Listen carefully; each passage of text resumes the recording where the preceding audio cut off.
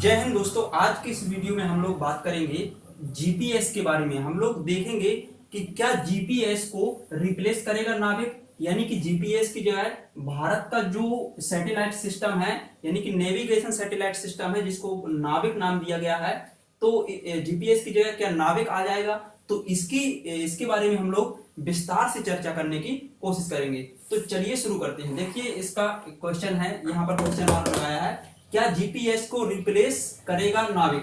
तो आखिर नाविक क्या है, IRNSS क्या है, इसके बारे में हम लोग डिटेल से जानकारी इसमें प्राप्त करेंगे। और इसके अलावा देखेंगे कि जीपीएस क्या है, ग्लोनास क्या है, बाइडू क्या है और गैलीलियो क्या है। तो इन सब चीजों के बारे में भी हम लोग जानकारी प्राप्त करने की कोशिश करेंगे। तो चलिए शुरू करते हैं। देखिए प्राचीन काल से हमारे देश में, जैसे मान लीजिए कि हमें नेविगेशन का पता करना है, किसी की स्थिति का निर्धारण करना है, कोई व्यक्ति किस स्थान पर स्थित है, किस स्थान पर है वो, तो उसका यदि पता करना है तो प्राचीन काल में हमारे यहाँ पर किस चीज का प्रयोग किया जाता था, तारों का या फिर तारों के समूह का। जो नाविक होते थे हमारे यहाँ पर, तो वो भी तारों के सहारे ही अपनी दिशा निर्धारण करते थे, यानी कि दिशाओं का ज्ञान भी तारों के माध्यम से किया जाता था। लेकिन जो आधुनिक युग आया तो उसमें एक सिस्टम आया जीपीएस। इस जीपीएस की वजह से क्या हुआ कि हम किसी भी स्थान की एक्चुअल स्थिति का पता कर सकते हैं कि कोई व्यक्ति कहां पर स्थित है। तो इन सब चीजों के बारे में हम लोग जान सकते हैं। तो देखिए नाविक एक्चुअली क्या है, ये भारत का सैटेलाइट सिस्टम है, नेविगेशन सैटेलाइट सिस्टम हम इसको बोलेंगे। देखिए इसका क्या नाम है, IRNSS, Indian regional navigation satellite system, Indian regional navigation satellite system. देखिए जो IRNSS है, इसका जो एक्चुअली नाम है, ये नाविक नाम दिया गया है इसको, IRNS को।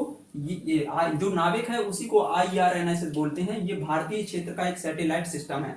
देखिए इसके दायरे में जो 1500 किलोमीटर का दायरा आएगा, ये एक्चुअली जो रीजनल सैटेलाइट सिस्टम है। तो रीजनल का मतलब ये हुआ कि ये केवल भारत की सीमा में ही काम करेगा, यानी कि जो भारतीय सीमा है, भारतीय बाउंड्री है, उसके 1500 किलोमीटर के आसपास के एरिया में यह केवल काम करेगा। जबकि देखिए आपको पता होगा कि जो जीपीएस है इसका फुल फॉर्म क्या है, ग्लोबल पोजिशनिंग सिस्टम। तो जीपीएस ग्लोबल है, यानी कि पूरे विश्व में काम करेगा, चाहे आप रूस में हो, चाहे चीन में हो, चाहे अमेरिका में हो, चाहे किसी भी कंट्री में आप स्थित हो, तो सभी जगह जीपीएस काम करेगा। जबकि जो IRNSS हमारा IRNS यानी कि जो हमारा सैटेलाइट सिस्टम है, नेविगेशन सैटेलाइट सिस्टम, यह केवल भारतीय सीमा में या फिर भारतीय भूभाग में ही काम करेगा। इसका एरिया कितना है, भारतीय सीमा से के आसपास 1500 किलोमीटर का दायरा। देखिए ये जो IRNSS है, यह IMO से मान्यता प्राप्त किया गया सैटेलाइट सिस्टम है। IMO क्या है, इंडियन इंटरनेशनल मैरीन ऑर्गेनाइजेशन, यानी कि भारतीय समुद्री संगठन। तो भारतीय समुद्री संगठन ने भी IRNSS को अपनी सहमति प्रदान की है, यानी कि उसको मान्यता प्रदान की है। और किस चीज की मान्यता प्रदान की है, एक रीजनल नेविगेशन सैटेलाइट सिस्टम की मान्यता प्राप्त प्रदान कर दी है। और वर्तमान में भारत जो है चौथा ऐसा देश बन गया है जिसको IMO से मान्यता प्राप्त एक नेविगेशन सैटेलाइट सिस्टम प्राप्त हो गया है। तो 3 अदर देश कौन से हैं, तो 3 अन्य कंट्री में शामिल है, जैसे चीन है और अमेरिका, इसके अलावा रूस। तो रूस, चाइना और अमेरिका, ये 4 अदर कंट्री हैं, 3 अदर कंट्री हैं, और चौथा भारत है जिसको IMO से, भारतीय अंतरराष्ट्रीय समुद्री संगठन से मान्यता मिल गई है।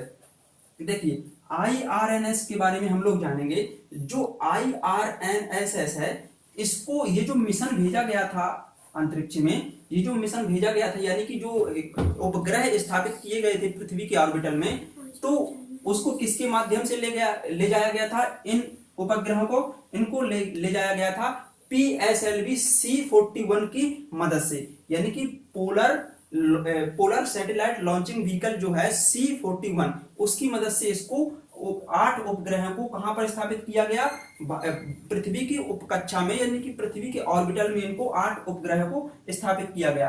यानी कि जो IRNS या फिर जो नाविक है, यह 8 उपग्रहों पर आधारित नेविगेशन सैटेलाइट सिस्टम है। कितने उपग्रह हैं इसमें, 8 उपग्रह। और ये जो उपग्रह पृथ्वी की कक्षा में या फिर ऑर्बिटल में स्थापित किए गए हैं, ये वहां से क्या करेंगे, ये वहां से तस्वीरें एकत्रित करेंगे पृथ्वी की, और उनको पृथ्वी पर भेजेंगे।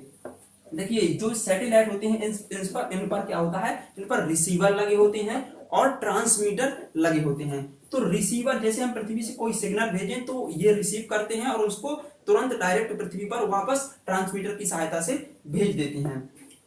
तो ये क्या करेंगे, 8 उपग्रह जो हैं ये पृथ्वी की हाई रेजोल्यूशन तस्वीरें खींचेंगे, यानी कि इमेज कैप्चर करके पृथ्वी हमारे यहाँ पर भेजेंगे।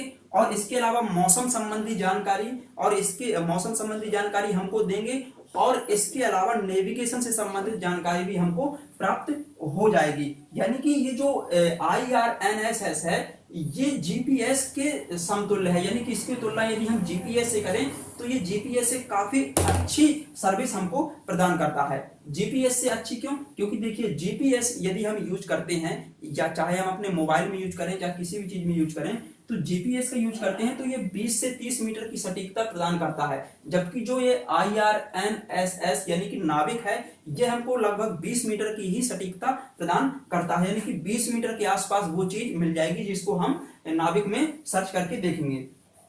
तो देखिए नाविक जो है वो एक्चुअली दो प्रकार की सर्विस प्रदान करता है।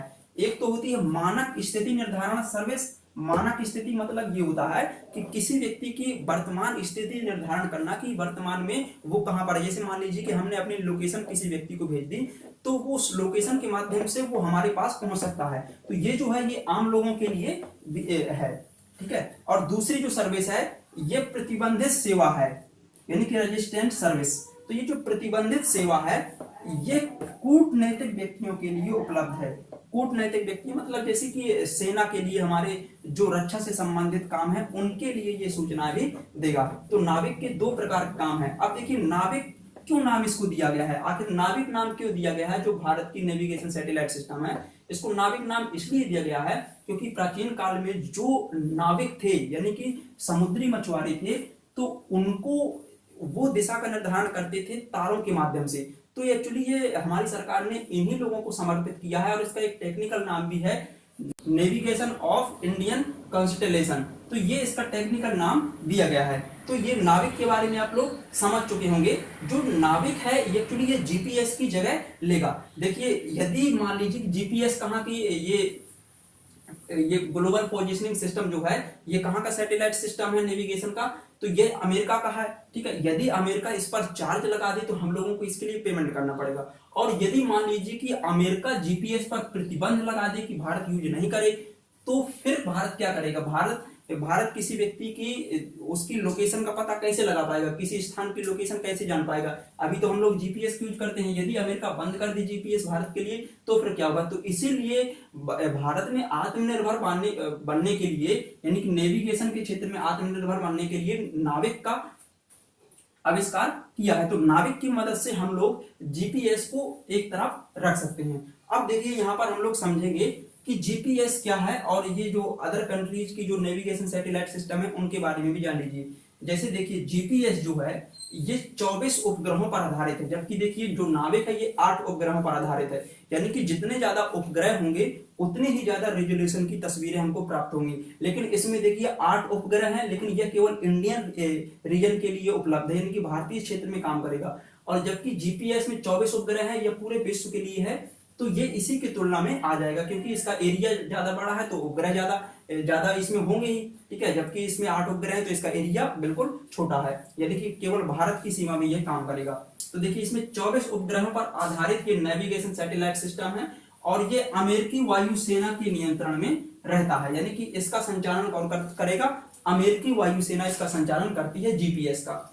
एक्चुअली जो जीपीएस का यदि हम थोड़ा सा इतिहास देखें तो इसकी खोज, जीपीएस की खोज सबसे पहले जीपीएस को 1957 में रूस ने बनाया था। तो रूस ने जो एक मिशन भेजा था स्पुतनिक, ठीक है, सबसे पहले उपग्रह जो अंतरिक्ष में भेजा था रूस ने स्पुतनिक, तो उसी के बाद यह जीपीएस रूस ने बनाया और बाद में इसको अमेरिका ने इसको इस्तेमाल करना चालू कर दिया था।